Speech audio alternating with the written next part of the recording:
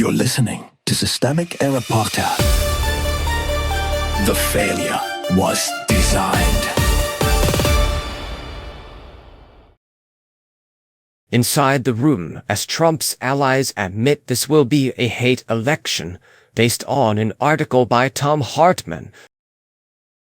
Fear is the business model. The polling detail is the least important part of this story. The real fact is that a large share of Americans now experience politics not as representation but as a source of harm, and that fear is not accidental. It is manufactured, priced, and repeated by the people who benefit from keeping the public disoriented. The poll is the symptom. 1 in 10 Americans telling a global risk survey that politics is their biggest personal danger is not a cultural mood. It is evidence that political power in the United States has become visibly punitive. The article points to concrete threats of Medicaid cuts, Social Security sabotage, privatization schemes, culture war panic, and a media ecosystem built to keep those threats blurred behind noise. That is the key context. People are not merely anxious. They are reacting to a governing bloc that has learned to turn public office into a machine for extraction. Who built this? The institutional power sits with Republicans, billionaire patrons, and the media apparatus that launders their agenda. The article is blunt about that, and the bluntness is warranted. These are not random legislative failures or ideological misunderstandings. They are decisions to cut benefits, to weaken public systems, to hand regulatory control to fossil fuels, chemicals, crypto, private health contractors, and every other industry that treats the state as a prize. The point is not that Republicans are bad at governing. The point is that they are governing as designed, for clients above citizens. The misdirection is the message.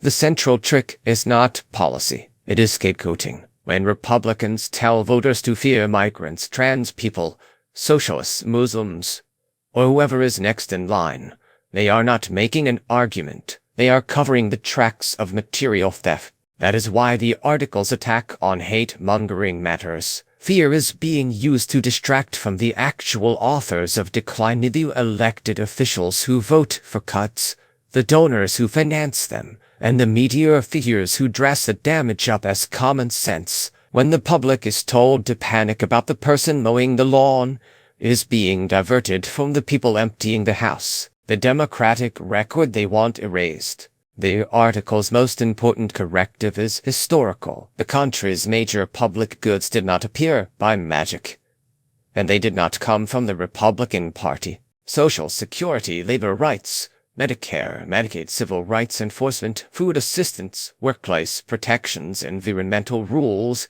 consumer protections, health grants, and the rest were built through democratic power and organized democratic pressure.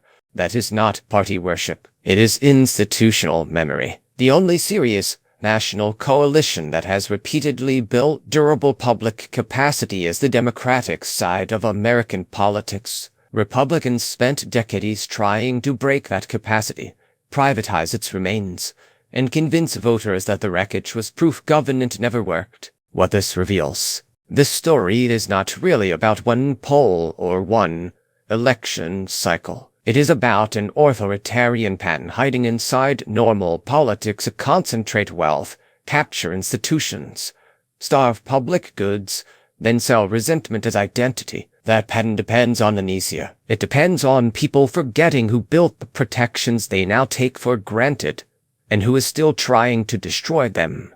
The article is right about the stakes. Democratic politics is not failing because it is too ambitious. It is under siege because it remains the only institutional barrier to a governing project that treats fear as a substitute for legitimacy and cruelty as a substitute for policy. You've been listening to Systemic Error. Thanks to Alternet for today's article. With the automated voice of John, thanks for listening.